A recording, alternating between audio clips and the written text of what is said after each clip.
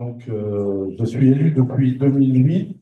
J'ai fait un premier mandat premier adjoint et maire depuis 2014. Donc, je vous présente rapidement la commune, enfin, l'aspect géographique de la commune pour mieux comprendre après toutes les actions qu'on a entreprises. Val-de-Vels, c'est la fusion de trois communes. Cette fusion a eu lieu en 1965, donc ça fait faire 60 ans. Donc, trois petites communes agricoles. Les trois communes représentaient 450 habitants à l'époque. Donc, il y avait Thuisy, où nous sommes, Vay, un peu plus loin, et au-delà de la Velle et de la Prône, Courmeloy. Donc, aujourd'hui, c'est plus qu'une seule commune, mais c'est une vraie fusion, puisqu'il n'y a plus qu'une mairie, qu'un maire, qu'une école, qu'une église. Il reste simplement quatre cimetières algériens. Il y a un cimetière dans chaque commune. Donc en 65, 450 habitants. Aujourd'hui, au recensement de janvier 2024, on est à 1050.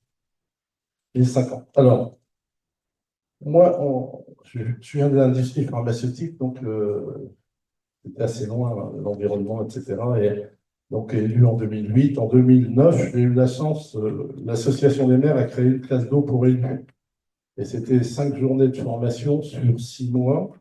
Euh, Formation en salle et formation aussi sur le terrain. Et, et ça a déclenché tout l'intérêt que j'ai eu après pour l'environnement dès vraiment 2010, parce que je me suis aperçu que l'eau et le végétal étaient à la base de tous les écosystèmes, et en plus que nous sommes l'homme qu'un seul écosystème parmi 10 millions d'écosystèmes, et qu'on a l'impression que tous les écosystèmes sont à notre service. Et je pense que c'est toutes les grandes erreurs qu'on a fait parce qu'on a détruit beaucoup de choses. Donc 2010, énormément sensibilisé à l'eau, et s'est présenté l'opportunité de pouvoir acheter une peuplerée de 25 hectares située en zone humide. Donc on a acheté cette peuplerée. Là, j'ai dû batailler au niveau du conseil parce que on avait un conseil où il y avait une majorité d'agriculteurs et qui ne comprenaient pas l'intérêt d'acheter une peuplerée pour en faire ensuite une zone humide qu'on restaurerait et qu'on entretiendrait. J'ai pu les convaincre parce que on a eu 80% de subvention de l'agence de l'eau, et les 20% qui restaient à la charge de la commune a été l'abattage des peupliers, la revente des peupliers. Donc en 2011, on a abattu ces peupliers et on a signé une convention avec le Conservatoire naturel des espaces, une convention avec la CNCA. Et je pense que c'est important que le maire fasse un duo avec un technicien. Et ça a été ici franchement plein de réflexions. Donc on a signé une convention pour 10 ans, elle est aujourd'hui renouvelée d'année en année. Et on va sûrement signer en 2025 une ORE, une obligation réelle environnementale, de façon à sanctuariser ce marais. C'est-à-dire qu'on on va le louer au conservatoire pour 99 ans, de façon à ce que ceux qui vont me suivre ne replantent pas des peupliers au moins. Et simplement, déjà, c'est une première action importante parce que ce marais est situé entre la Velle et la Prône, et là on voit aujourd'hui il sert de réservoir incroyable pour restaurer de l'eau de rivière. C'est un véritable puits de carbone. Sachez que en 1970, à Ramsar, en Iran, on a dit il faut arrêter de détruire les zones humides. Et en France, entre 1970 et 1990, on en a détruit 50%.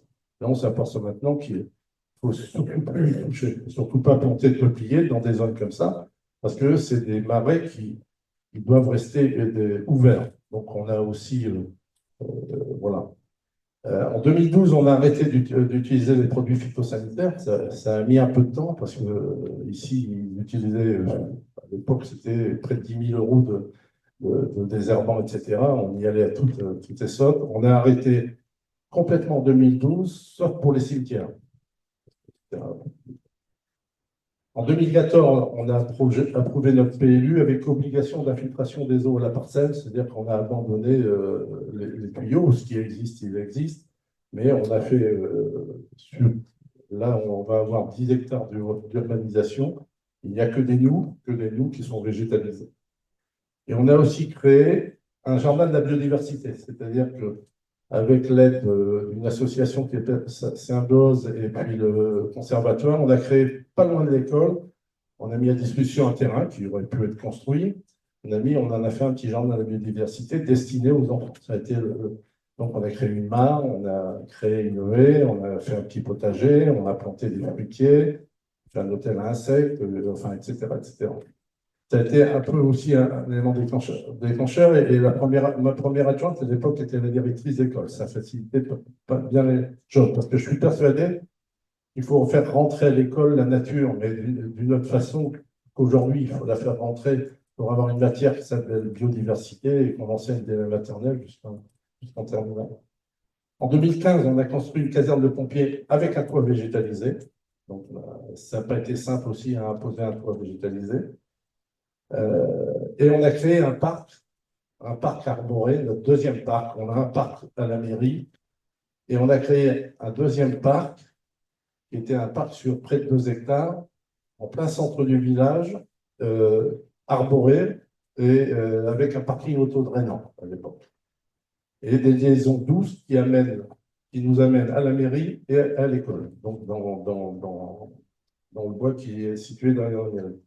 Et ce parc a reçu le prix départemental du paysage. Aujourd'hui, on a 3 parcs, 3 grands parcs qui sont au milieu et on va en créer un quatrième. Donc, les parcs où on plante beaucoup d'arbres, on les équipe de jeux pour enfants. On a un city park au milieu du deuxième parc et on en fait des lieux de rencontre. On fait des séances de cinéma en plein air régulièrement, enfin 1 fois par an, sur le thème de l'environnement.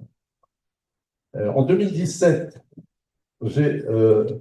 on a fait un diagnostic de la biodiversité communale avec la LPO. C'était un petit document d'une quinzaine de pages, subventionné à 80%. Ça a coûté 1 000 € à la commune et ça va ouvrir encore plus les yeux et ça permet d'avoir un support. J'en ai mis sur la table là-bas, vous pouvez vous en prendre un. Aujourd'hui, on parle plus d'atlas de biodiversité communale, mais un atlas coûte en moyenne 30 000 €, hein, parce que les bureaux d'études s'y ont mis, et puis voilà, tout augmente. Là, on a vu les enjeux qu'avait la commune. Et suite à ce diagnostic, avec la LPO, on a décidé de créer 3 vergers communaux. On a donc créé 3 vergers communaux. On a planté 130 arbres fruitiers de variétés anciennes, pommiers, pruniers, cerisiers et poiriers. On a planté 1,5 km de haies et on a créé ou restauré 3 mares. Donc on avait la volonté de faire un chapelet de mares, donc on continuera à en creuser parce que dans cette région, sur la nappe de la Craie, il n'y en a pas beaucoup et c'est un élément important pour les amphibiens, pour les libellus. En 2018, on a mis en place un contrat Natura 2000 pour la restauration d'une partie du marais de Corelois. Donc, ce marais qu'on avait, ce marais, il faut l'entretenir, il faut le laisser ouvert.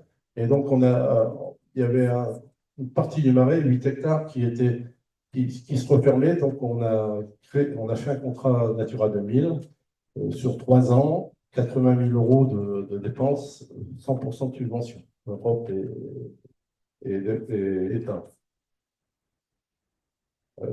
Ce que j'ai oublié de vous dire, c'est que lorsqu'on a créé des vergers communaux, les habitants étaient associés et pouvaient se faire planter des arbres chez eux ou des arbustes gratuitement.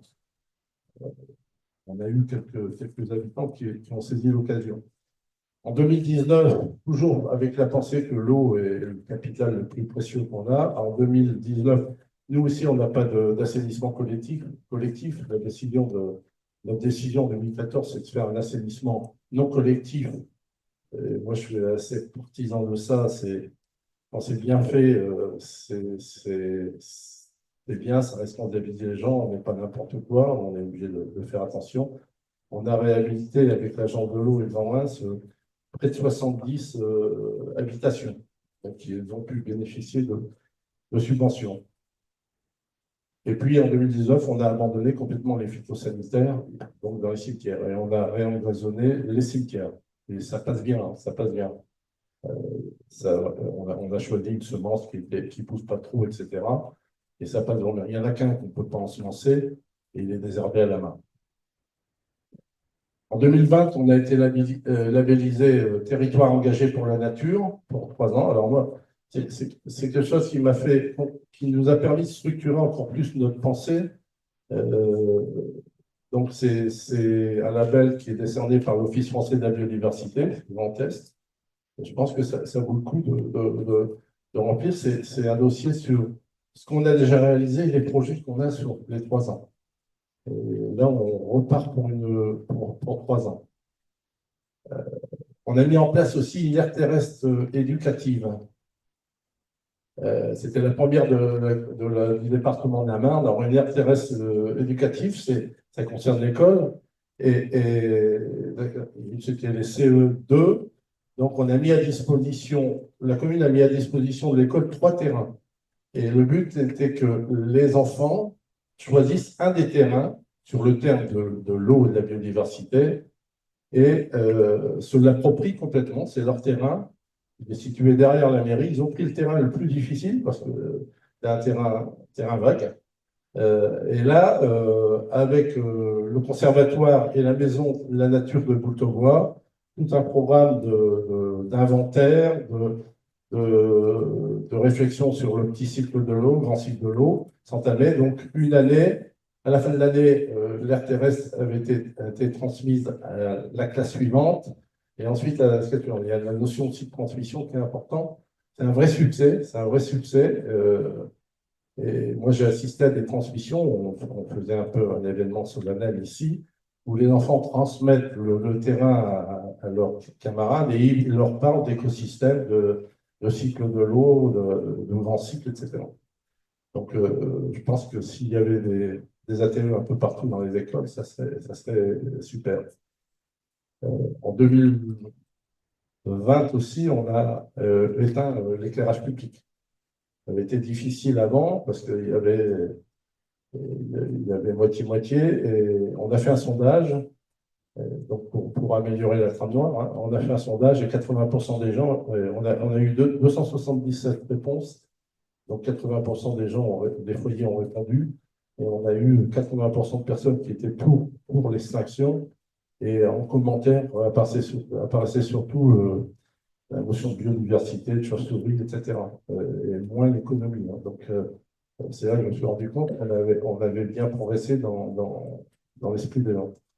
En 2021, comme m'a dit Franck Leroy, on a été désigné meilleur village de France sur le thème eau et biodiversité.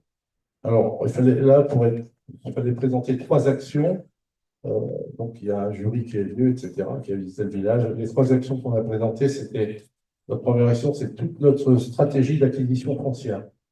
Alors, le conseil est d'accord avec moi à l'unanimité. Dès qu'il y a un terrain qui se libère au milieu de la commune, donc dans cette partie-là, on l'achète. Enfin, on essaie de l'acheter. Et parfois, on va aussi proposer le dernier terrain. Je suis allé voir l'agriculteur qui s'arrêtait. Je lui ai demandé, il faut mettre un peu plus. Hein, un terrain qui valait 50 centimes du mètre carré, on a mis 2 euros. Mais on se constitue un patrimoine foncier. Et ça, nous on a une ligne biodiversité sur notre budget, etc. Il faut penser à cette notion d'acquisition, d'opportunité d'acquisition, parce que effectivement, on n'a pas forcément toujours les terrains que l'on veut. Et la deuxième, c'était la restauration du marais, et la troisième, c'était l'ATE. Donc moi, je vous ai mis, parce que je vous ai mis le rapport du comité, du jury qui est venu présenter. Il est là-bas, donc si vous voulez le prendre, l'ATE est un peu mieux expliqué. En 2022, la commune, on a été nommé commune nature avec 4 libellules. On est la seule commune à avoir 4 libellules parce qu'on a une action forte sur la biodiversité. On a abandonné le chauffage au fioul, et alors qu'on avait une chaudière qui était quand même pas récente, mais pas de vieille du tout. Donc on est appelé maintenant. On a eu tout ça avec l'aide de la région. En 2023, on a lancé une troisième phase de lotissement, 80 logements, et, mais là c'est un aménageur privé et j'ai imposé un paysagiste. Alors il faut savoir que depuis 2011, on travaille toujours avec le même paysagiste. À chaque fois qu'on a une action, on fait travailler. C'est un couple de paysagistes de la région de Troyes, dont le mari travaille à mi-temps comme paysagiste urbaniste à l'aglo d'Épernay. Et encore une fois, ça fait un duo maire, conseil municipal et paysagiste qui est intéressant, qui nous a guidés notamment sur le choix des espèces, sur la conception. Et moi, si on me demande ce que j'ai fait depuis 2014, j'ai créé du paysage.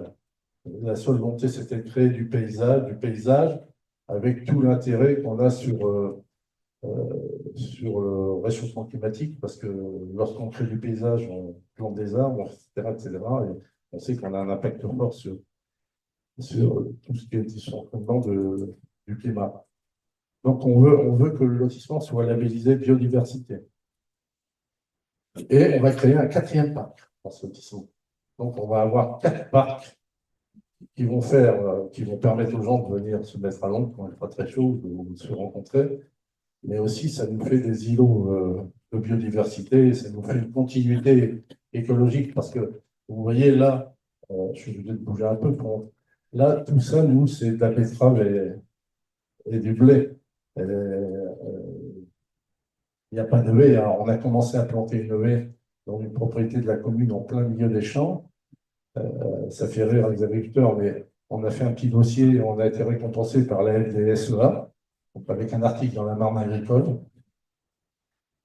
Ça permet de leur montrer on est sur le bon chemin.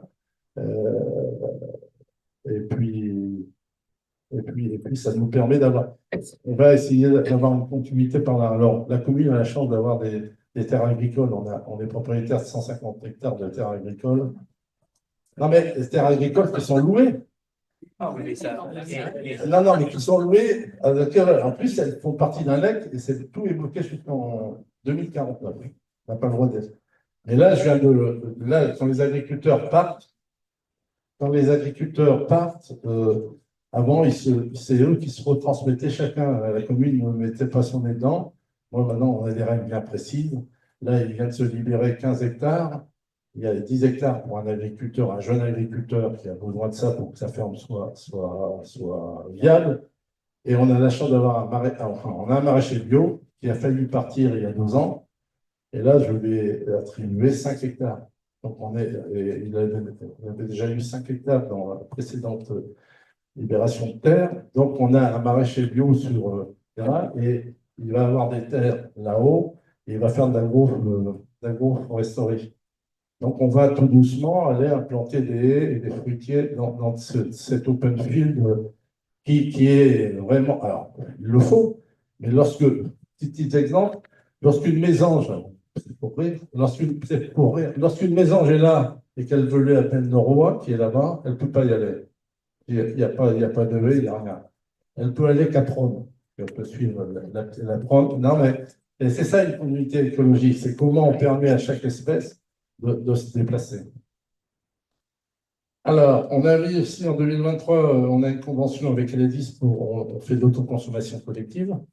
Donc, on a installé une première série de panneaux photovoltaïques sur les ateliers. On produit une partie de notre électricité et le reste est réinjecté dans le réseau. J'ai proposé qu'on en réinjecte à l'école qui est de compétence du Grand Reims. Je n'ai pas de réponse, gratuitement, hein. Pas de réponse.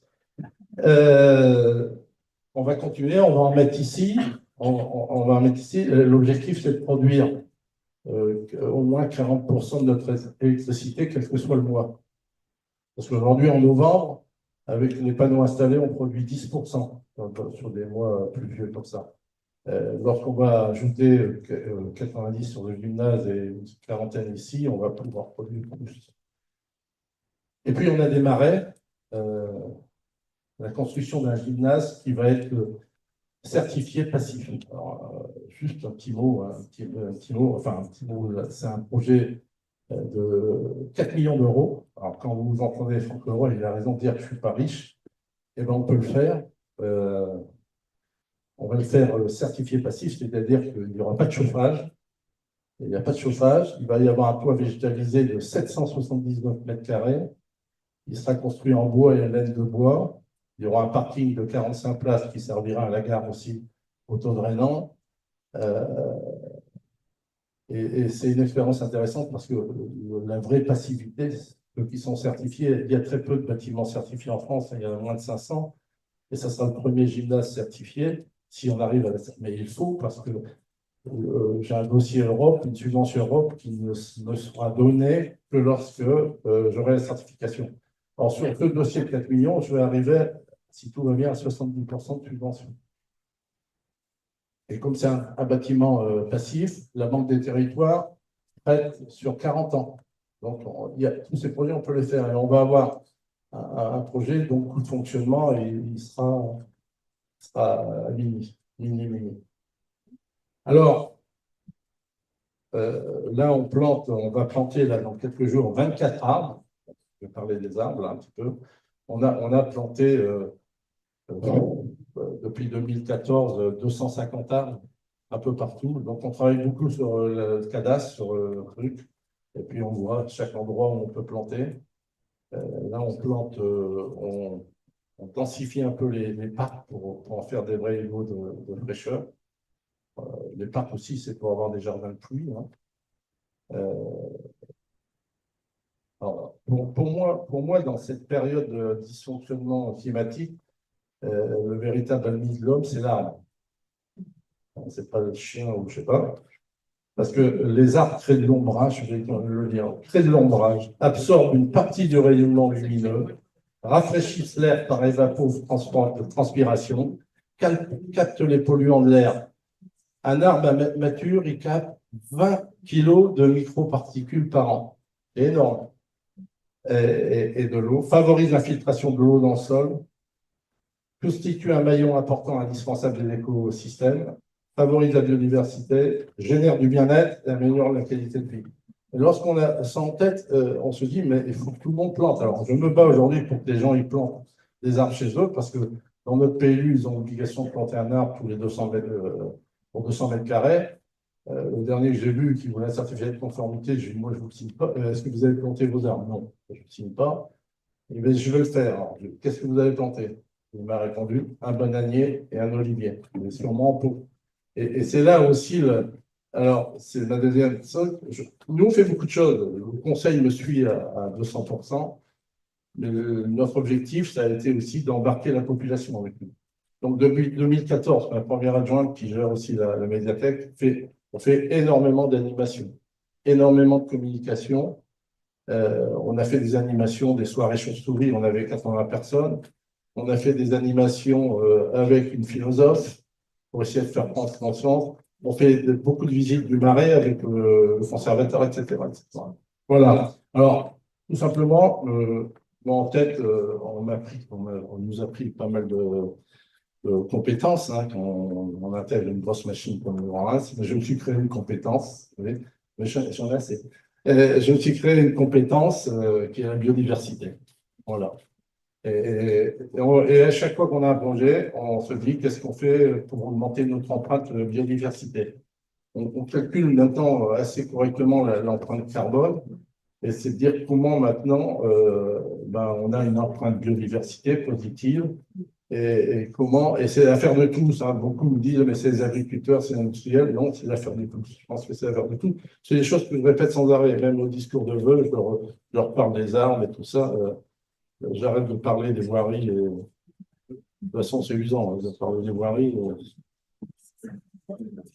La deuxième diapo, la deuxième, ouais. Ça, c'est pour vous montrer. Vous voyez, V-Thuisy, c'est les deux premiers villages, et Courmelot était là. Et quand je dis, j'aimerais bien qu'un jour on ait quelque chose qui relie là, comme ça, à travers les marais sont là. Et là, il y a une bande de 30 ou 40 mètres privé, c'est du privé, et là, c'est dur. Il a déjà essayé une fois, deux fois, il n'arrive pas, mais on y arrivera. On y arrivera. Il faut une connaissance parfaite du terrain bon, j'ai passé beaucoup de temps à regarder et puis à imaginer des sentiers, des ceci, des cela. Et il y en a beaucoup qui sont réalisés. Et puis la dernière, c'est voilà notre marais. Le marais, aujourd'hui, c'était une peupleraie. Et là, on a un chemin, c'est-à-dire qui se balade. On entre par un bout, on sort dans l'autre. Et c'est un lieu de balade où les gens se baladent énormément. Voilà.